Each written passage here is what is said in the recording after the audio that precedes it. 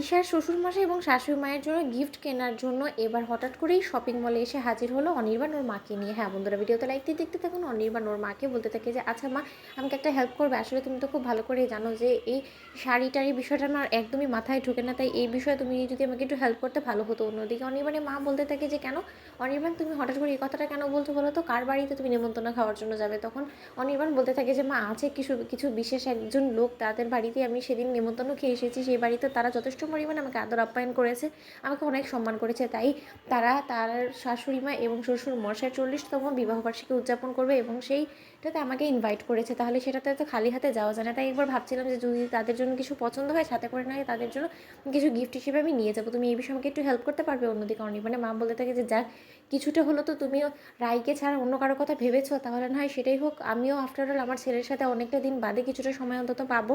চলো বরঞ্চ আমরা শপিংয়ের উদ্দেশ্যে বের হই অনি।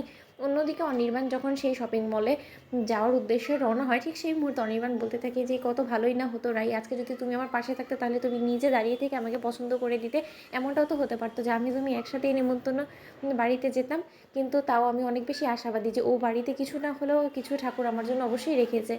অন্যদিকে কথা বলা মাত্রই যখন সেই শপিং মলে বারবার করে হাজারো দোকান ঘোরা সত্ত্বেও যখন অনামিকাকে অন্য মানুষকেও দেখে, এসে ঠিক সেই সময় ঈশা বুঝতে পেরে যায় যে অনামিকার নির্ঘাত নিজের অতীত জীবনের কিছু স্মৃতি এখানে মনে পড়ে গিয়েছে। তার জন্য হয়তো বা ও সকলের কাছ থেকে নিজেকে একটু আলাদা করে রেখে নিজেকে একান্তই সময় দেওয়ার চেষ্টা করছে। অন্যদিকে ঈশা অনামিকার কাছে এসে বলতে থাকে যে আচ্ছা অনামিকা, তোমাকে একটা কথা বলো তো, তোমাকে এই শপিং মলে আনার আমার অন্য কোনো কারণ ছিল না, কিন্তু যে কারণটা ছিল সেই কাজটা তো কোনো মতেই তুমি করতে পারছো না। কিন্তু তার থেকে বড় কথা, তোমার এখানে এসে তোমাকে দেখে বড্ড বেশি অন্য মানুষকে বলে মনে হচ্ছে। কেন, তোমার কি অতীত জীবনের কোনো কথা মনে পড়ে গিয়েছে?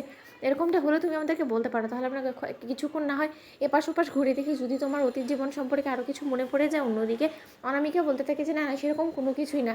অন্যদিকে ঈশা বলতে থাকে যে আচ্ছা ঠিক আছে, তাহলে আমার শ্বশুরমশাই এবং শাশুড়ি মায়ের জন্য কিন্তু আমাদের যথেষ্ট পরিমাণে শপিং করতে হবে, সেরকম কোনো কিছু এখনও হয়ে ওঠেনি। তাহলে সেই কাজে না হয় তুমি আমাদেরকে একটু হেল্প করো।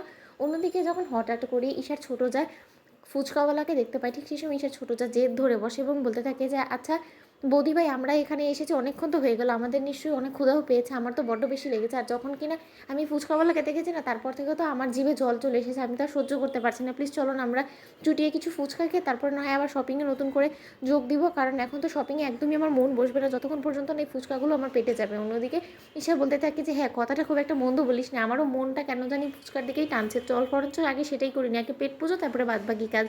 অন্যদিকে অনামিকা বলতে থাকে যে না তোমরা আমি খাবো না। অন্যদিকে ঈশা বলতে থাকে যে কেন, তোমার পছন্দ না ফুচকা? পছন্দ না এমন কোনো মেয়ে তো কোনো মতেই আমি দেখিনি এতদিনে, এই তোমাকে প্রথমবার দেখলাম। তখন অনামিকা বলতে থাকে যে না না, এরকম কোনো কিছুই না।